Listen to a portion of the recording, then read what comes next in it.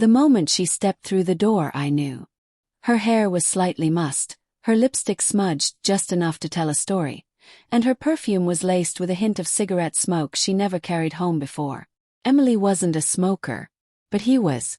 I didn't greet her with a kiss or the usual question of how her day was. I just stood there in the living room, the soft hum of the television filling the silence between us. My heart was pounding so loud I was sure she could hear it. "Do you love him?" I asked. She froze, her purse dangling halfway from her shoulder, her hand tightening around the strap. For a moment, she looked like a deer caught in headlights, unable to move, unable to breathe. And then I said his name. "Daniel." Her face drained of color, and that silence, that brutal, soul-tearing silence, told me more than any words ever could. Before the collapse, I'd been married to Emily for 12 years. 12 years of birthdays, anniversaries, arguments about laundry, lazy Sunday mornings, and whispered I love yous under the covers. We weren't perfect, God, who is? But I thought we were solid. She was my anchor when my father passed away. I was her rock when she lost her job 3 years ago.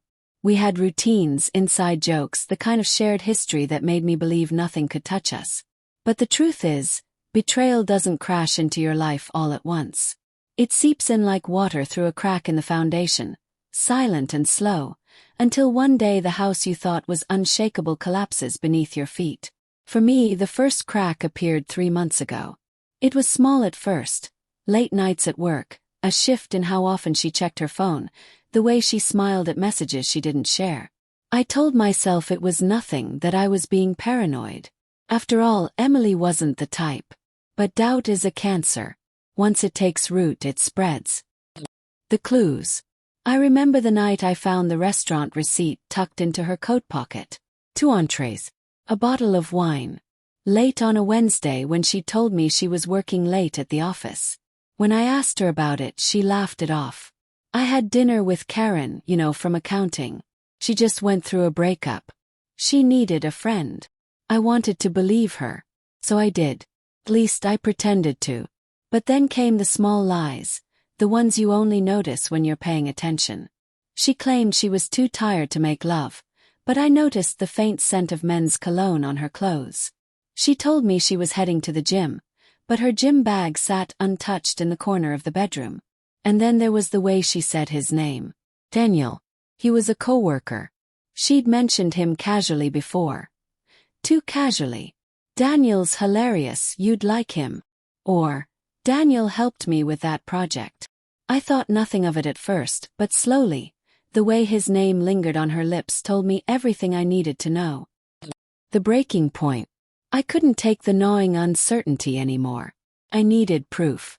So one Thursday evening, when she said she was going to meet a client, I followed her. My hands were sweating so badly I could barely grip the steering wheel.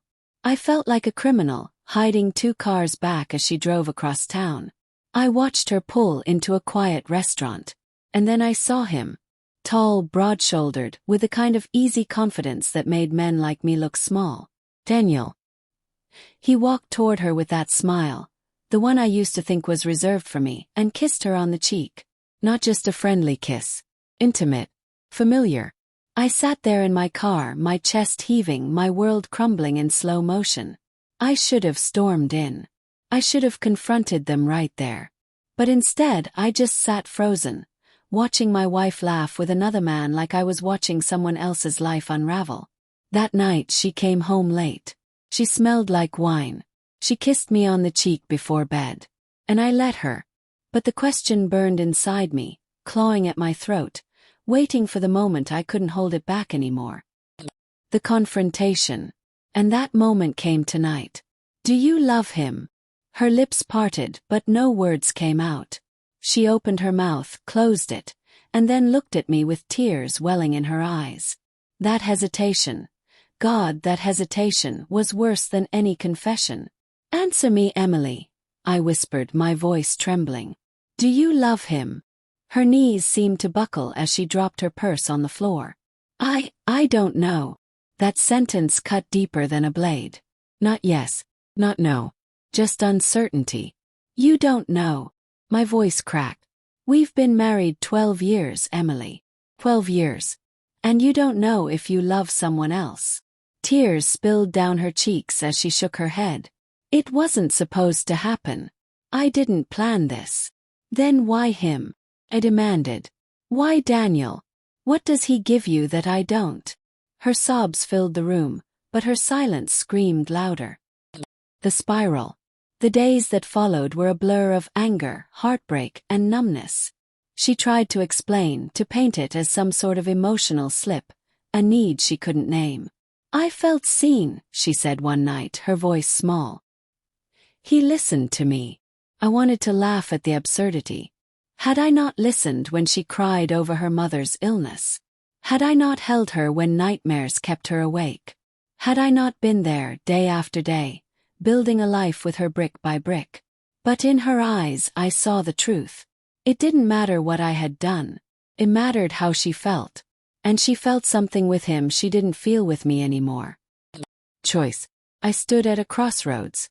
Part of me wanted to fight for her, for us. To beg her to choose me. But another part of me, the part that still had some shred of dignity left, knew I couldn't compete with a ghost of what we used to be. One evening, after days of silence stretched too far, I asked her the only question that mattered. Do you want to stay? She stared at me, her eyes bloodshot, her hands trembling. I don't know. There it was again.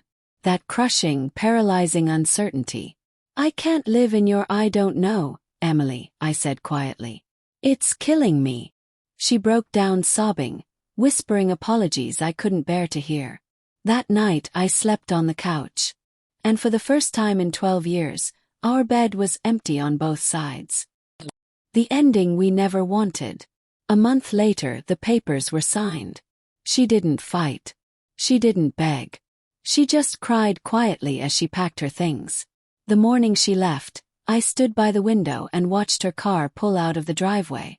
No dramatic goodbyes. No promises to keep in touch. Just silence. In that silence, I realized something that shook me to my core. I still loved her. Despite the lies, despite the betrayal, despite the nights I spent tearing myself apart, I still loved her. But love, I learned, isn't always enough. Now, months later, I still find myself reaching across the bed in the dark, half expecting her to be there.